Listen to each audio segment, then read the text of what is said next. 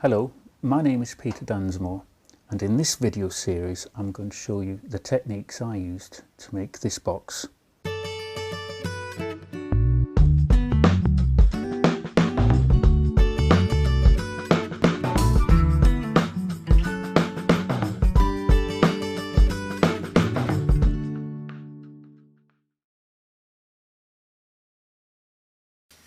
This is a piece of MDF that I'll be using for the top. I've already veneered the underside, which will be on the inside of the box lid.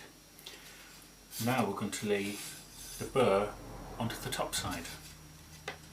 Now to glue this, I'll use some PVA adhesive. Now I know that the burr is a little bit smaller than the top here, and eventually it'll be trimmed to 30mm smaller than the size of the box. So I'll just spread some PVA out.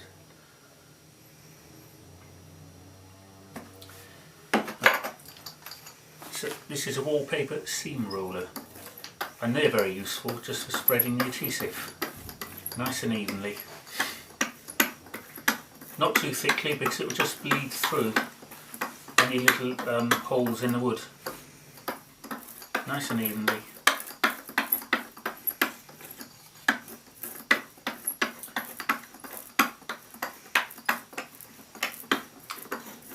It doesn't matter if it goes over the edge at the minute. Not at this stage. Just spread it so there's enough glue on it. Get the veneer.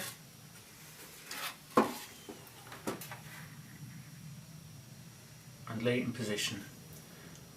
Now we could put a chipboard straight on top, but any slight undulation or imperfections in the wood,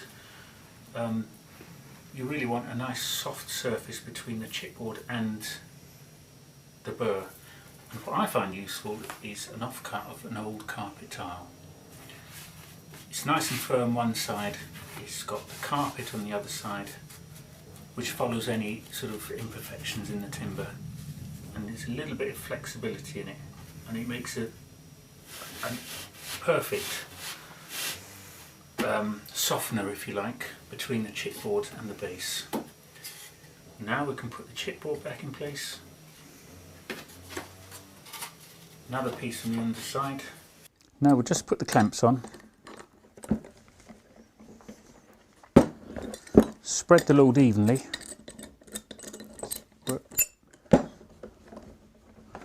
Work fairly quickly because the MDF and the veneer absorbs the glue very, very quickly. So it will start drying very, very quickly.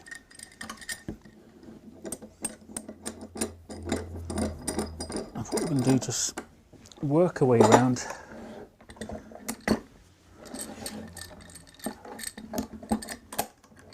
There we go.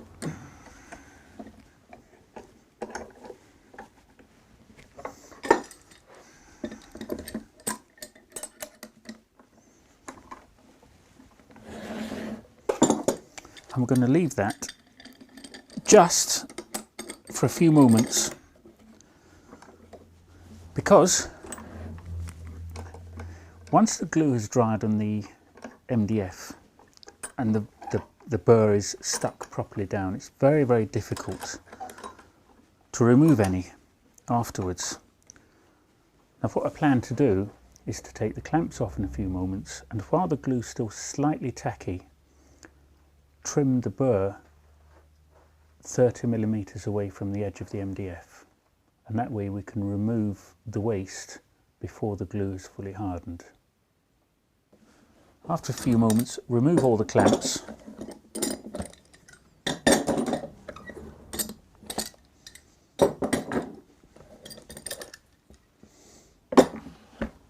Lift off the chipboard. Lift off the carpet tile, and there's a nice flat burr. You see the glue's still a bit tacky because it hasn't gone off, but it's at this stage that we need to measure in 30mm from the edge. Let's measure in 30mm from the edge.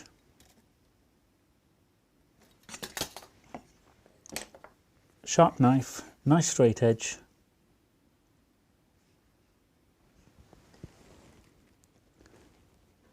and 2 or 3 passes through the burr down to the MDF. You can feel when you're through, and then slide a chisel underneath and remove the waste. If you leave it till the glue's actually gone hard, you'll pull some of the MDF up with it, and then that causes problem at the next stage when you're trying to put the veneers on, because they won't lie flat. So really it's important to trim this before the glue has gone off.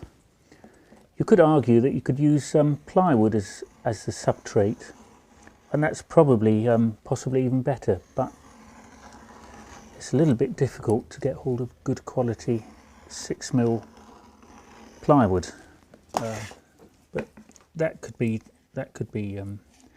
if you've got access to it, that would probably be better. But even then, if you let the glue go off, it will still pull up some of the fibres. So MDF, it's flat, it's stable,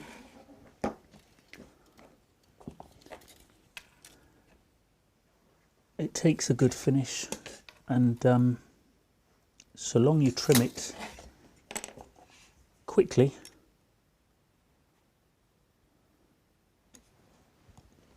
it works very well. So trim this side, cut through the veneer.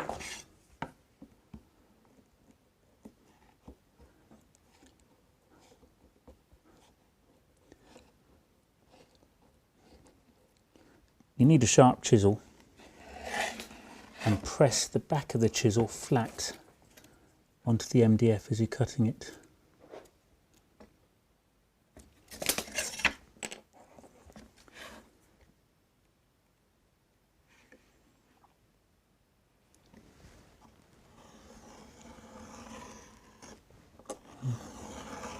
Two, three.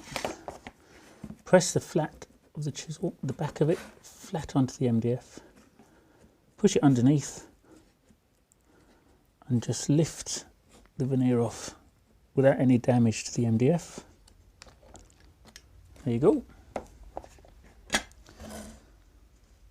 Look at that. Now, put the carpet tile back in place. Press it down. Put it aside to dry thoroughly until the next stage. And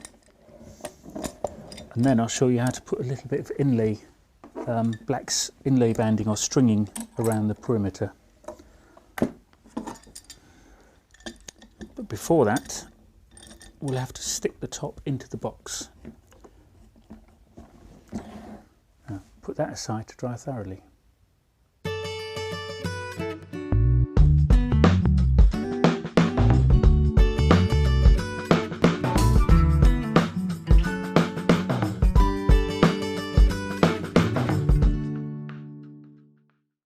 I'm Peter Dunsmore.